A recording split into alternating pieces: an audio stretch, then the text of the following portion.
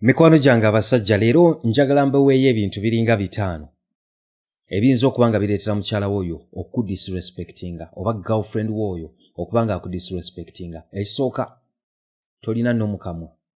Buli kyakugamba yes. Tukole kino, baby kino, yes. N'ebimu by'omanyidde ddala nti bikunyiga. Omusajja yenna atasobola kuyimirira ku magulu ge n'agamba you know what, ekyo siri comfortable nakyo, oba kino siri comfortable nakyo, oba kino nedda, na kino nedda, ng'akimanyidde ddala bulungi nnyo nti ebintu ebyo bimuleetera n'okuyisibwa obubi senga abikola. Naye obikola because oba toyagala muluzinga sometimes, oba olw'ensonga endala zonna, oba oyagala bakulabe nga nice man, nga tolina nno mukamwa. In most cases, disrespect girindirire. Ekyokubiri, omusajja yenna kasita asula obuvunaanyizibwa bwe.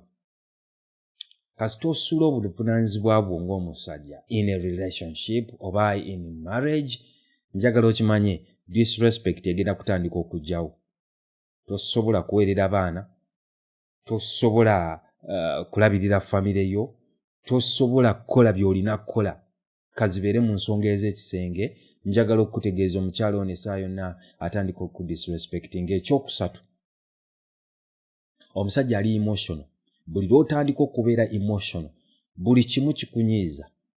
Omukazi kano katono kikunyiiza. N'ocomplaininga ng'omukyala, ng'omukazi oba bw'obalaba bacomplaininga. Buli kimu oli mudi. In other words, banaatera kujja periods bazijje ku mukyala bazikuteekeko. Oli mudde buli kaseera, kantu katono nnyo bwe kati n'ova mu mbeera. Oluyombo lutono nnyo bwe lubalukawo wakati wo n'omukyala, n'otandika omukuba empi, n'otandika omukuba ebikonde, n'otandika okuva mu mbeera olw'obuntu obutonotono mu relationship yammwe. Njagala okitegeere nti bw'omukuba gumu, 2, 3, bw'oyomba gumu, 2, 3, essaawa yonna omuntu ono omukyalo n'aluzinga respect gy'oli. Ekyokuna, ekyokuba nti gwe tosobola kukola decisions ng'omuntu, tosobola kuyimirira ku magulu go n'okola decisions. Olina bw'olina okusooka okwebuuzaako, kaŋŋambeko maama,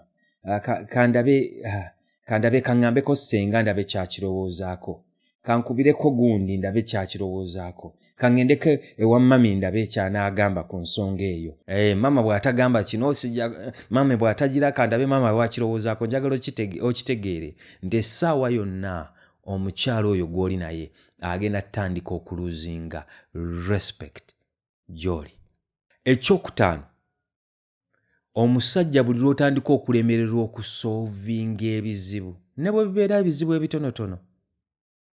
Singa omukyala ajja gy'oli n'atandika okubuuza ebibuuzo ebimu ng'alina answers z'ayagala afune, n'oba nga tosobola, nakikola gumu, 2, 3, gwe eva tomanyi, gwe eva oli awo, in other words akusinga n'okumanya ebintu ebimu, byajja n'akubuuza buli kaseera, alabira ddala.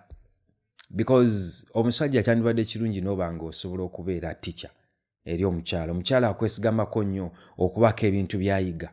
Bwe kiba nga tasobola kubaako bintu by'akuyigirako, tosobola muyamba kusolvinga obuntu buppazi obutonotono. Ddala lwaki olowooza nti omukyala oyo agenda sigala akurespectinga? So, ensonga endala nnyingi nnyo, naye leero just mu kavidiyo njagadde kabeere kampi nnyo, kwe kukolerayo ezo ensonga 5 eziyinza okuba nga zitandise okuleetera mukyalawo okudisrespectinga. Weetunulemuko, weebuuze wa wayinza okubeera ekizibu. Ate njagala okukujjukiza gwe wenna omusajja ali eyo ng'okimanyi olina obuzibu mu kisenge, eddakiika zitambulira wakati w'emu kitundu n'ebbiri, kwegamba ne bwe bakusindika omaleyo oyingireko mu ddakiika 5 olutalo lulabikawo. Njagala okutegeeza nti tusobola okuyambagana. Waliwo akantu kano eno bw'oba okeetaaga ng'oyagala oyongeremuko ku ddakiika mu nkola ye ey'ebintu mu kisaawe eky'omukwano, noonyaako inboxinga oba mpereza ka WhatsApp ku namba eyo, tube nga tukwatagana, ndabe engeri gye nsobola okuba nga nkuyambako musajja munnange, ensonga zitereere oluuyi luli, amaka gatambule bulungi.